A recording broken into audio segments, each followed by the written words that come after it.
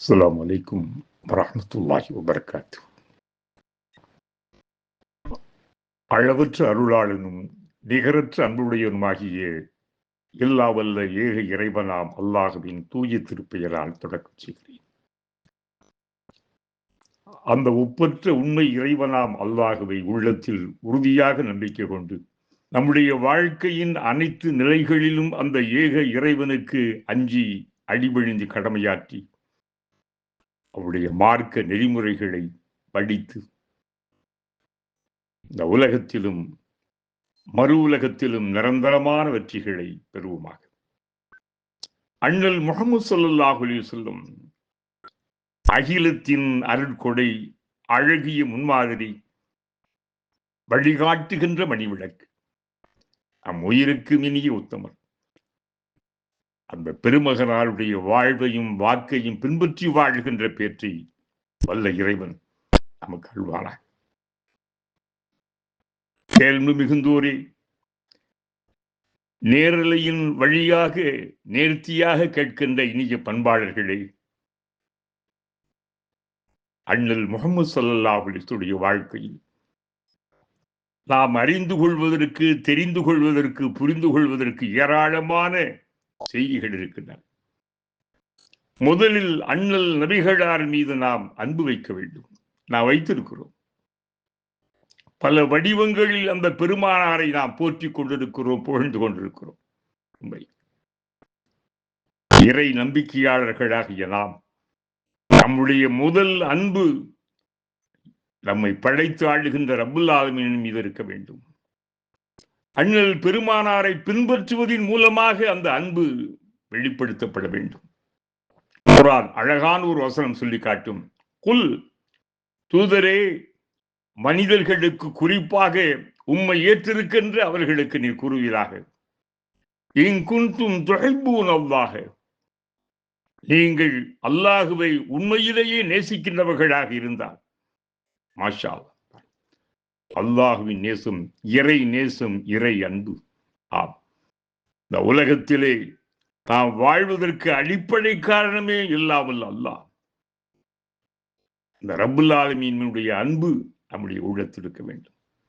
எங்குன்தும் துஹிப்பூன அல்லாஹ், நீங்கள் அல்லாஹுவை நேசிக்கின்றவர்களாக இருந்தால், ஃபத்தபிஊனி, என்னை நீங்கள் பின்பற்றுங்கள் என்று தூதரே அந்த மக்களுக்கு நீர் கூறுகிறார்கள். அற்புதமான சிந்தனை வரிகள். இறை அன்பும் நபி நேசமும் நம்முடைய உள்ளத்தில் எப்படியெல்லாம் இருக்க வேண்டும். அந்த இறை அன்பின் அடிப்படையே அண்ணல் முஹம்மது ஸல்லல்லாஹு அலைஹி வஸல்லம் அவர்களை நாம் நேசிப்பதுதான். உலக வரலாற்றில் நபியுடைய நேசம், நபியின் நேசம் உண்மையானால், உறுதியானால் இறை நேசம் உறுதிப்படுகின்றது. ஆம், அண்ணல் பெருமானாரை ஆரம்ப காலத்திய தோழர்கள் அதிகம் நேசித்தார்கள். தம்மை விட, தம்முடைய பெற்றோர்களை விட, தம்முடைய பொருள்கள் தேடி சம்பாதித்திட்ட அத்தனை சொத்துக்களை விட, தன் உயிரை விட அல்லாஹ்வுடைய நபியை அதிகம் நேசித்தார்கள். இன்றைக்கெல்லாம் உலகத்தில் நடமாடுகின்ற மக்களில் 4 பேரில் ஒருவராக முஸ்லிமாக இருக்கிறோம் என்றால், அந்த ஆரம்ப காலத்திய சத்திய தோழர்கள், சஹாபாக்கள், முஹாஜிர்கள், அன்சார்கள், அவருடைய அர்ப்பணிப்பும் தியாகமும் காரணம். அண்ணல் முஹம்மது ஸல்லல்லாஹு அலைஹி வஸல்லம் அந்த வாழ்வியலே அல்லாஹ்வுக்காக, தம்முடைய அருமை தோழர்கள் மனித குலத்திற்காகவே இருந்திருக்கிறது. அதனாலேதான் நபிகளார் அந்த பெருமக்களை பண்படுத்தினார். அவருடைய வாழ்க்கை எப்படி இருந்தது? அரபகத்தினுடைய வாழ்ந்திட்ட வாழ்க்கை மட்டுமல்ல, அந்த கிபி 7ஆம் நூற்றாண்டிலே உலகத்தின் நிலை எப்படித்தான் இருந்தது? இருண்ட உலகம், இருண்ட காலம், டார்க் ஏஜ், அறியாமை காலம். அந்த இருண்ட அறியாமை காலத்திலும் கூட அண்ணல் முஹம்மது ஸல்லல்லாஹு அலைஹி வஸல்லம் அந்த பண்பாடுகள் உன்னதமான ஒரு உன்னத பண்பாடு. அந்த உயர்ந்த ஒழுக்க சீலராக, நேர்த்தியான மனித நேயராக, அத்தனை பேர் மீதும் அன்பு காட்டி பரிவு காட்டுகின்ற பாசம் மிகுந்திட்ட பெருந்தகையாக இன்னைக்கு உலகில் வாழ்கின்றவர்கள் யார் யார் எத்துறைகளிலே வாழ்கின்றோமோ அத்துறைகளுக்கெல்லாம் அண்ணல் முகமது ஸல்லல்லாஹு அலைஹி வஸல்லம் அவர்கள் ஒரு அழகிய முன்மாதிரி, முன்னோடி. உடைய வாழ்க்கை உங்களுக்கெல்லாம் தெரியும். சாதாரணமான ஒரு எளிய அதே நேரத்திலே உன்னதமான குலத்திலே பிறந்த பெருந்தகை. இளமை காலத்திலேயே அவர்கள் வறுமையிலும் ஏழ்மையிலும் இருந்தார்கள். அவர்களிடத்திலே செல்வாக்கு இருந்தது, செல்வம் இருக்கவில்லை அவர்களை எடுத்து வளர்த்தவர்களிடையே. ஆனால் உயர்ந்த பண்பு. அன்றைய அரபகத்தில் மக்காவில் நடமாடிய மக்களில் பலர் இந்த முகம்மதுடைய நடவடிக்கைகள், பேச்சு, செயல், பண்பாடுகள், அடக்கம், அமைதி, ஒடுக்கம் அந்த இளமை காலத்திலேயே பார்த்து வியந்தார்கள். இப்படியுமா சேத்தில் முளைத்திட்ட சிந்தாமரை போல செம்மல் நபிகளாருடைய வாழ்க்கை. அதனால்தான் உலகமே ஆச்சரியப்படுகிறது. அண்ணல் முகமது ஸல்லல்லாஹு அலைஹி வஸல்லம் உயர்ந்த பண்புகளை, அவருடைய அறிவுரைகளை, அவர்களுடைய அறவுரைகளை, அவர்கள் காட்டிய பாதையை போற்றாத உலகத்தின் தலைவர்கள் யாருமே இல்லை. இன்றைக்கு உலகம் எத்துணை தலைவர்களை, அறிவாளிகளை, சிந்தனையாளர்களை, தத்துவ மேதைகளை கூறுகின்றதோ அத்தனை பேரும் அண்ணல் நபிகளாருடைய வாழ்க்கையை, வரலாற்றை படித்து வியந்து பார்த்தவர்கள். சொல்ல முடியாதவர்கள்.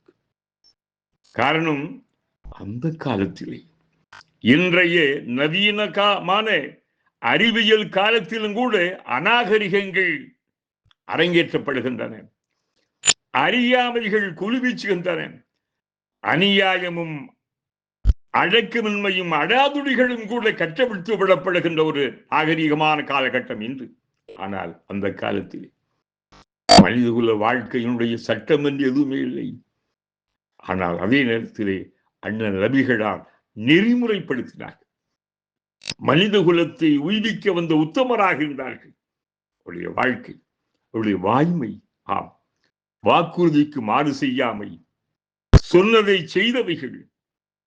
என் அன்பு தோழர் முகமதே, நாம் வியாபாரம் பற்றி பேசுகிறோம், சற்று இருங்கள், இதோ வருகிறேன் என்று சென்றவர் பல மணி நேரங்களாகி வராத நிலையிலும் கூட அண்ணல் நபிகளார் இந்த காலத்திலே நபியாக ஏற்றம் பெற்றிராத அந்த ஆரம்ப காலகட்டத்திலும் கூட ஒரு வாய்மையுள்ள வணிகராக, வாக்குறுதி மாறாத சீலராக அந்த இடத்திலே இருந்தார்கள்.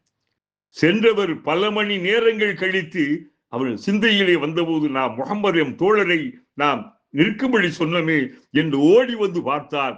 அந்த உத்தமர் அந்த இடத்திலே இருக்கிறார். என்ன முகமது, இன்னும் வாங்கி இருக்கிறீர்கள்? ஆம், தாங்கள் தானே சொன்னீர்கள், நீங்கள் சொன்னீர்கள் அல்லவா, இருங்கள், நான் வருகிறேன் சொன்னீர்கள். என்னை மன்னித்து விடுங்கள், என்னை மன்னித்து விடுங்கள். நான் வேறு வேலைகளாலே நான் மறந்து விட்டேன், உங்களை நிறுத்தியதை வைத்தே நான் மறந்து விட்டேன். உயர்ந்த பார்த்தீங்களா, இறைவனின் திருத்தூதராக ஏற்றம் பெறாத, அறிவிக்கப்படாத காலகட்டத்திலேயே அந்த உத்தமர் மனித நேயம் மட்டுமல்ல, வாக்குறுதி பேணினார்கள். விதமான அவருடைய பேச்சு, அடக்கமும் ஒழுக்கமும் பண்பாடுகளும் உன்னதலைகள்.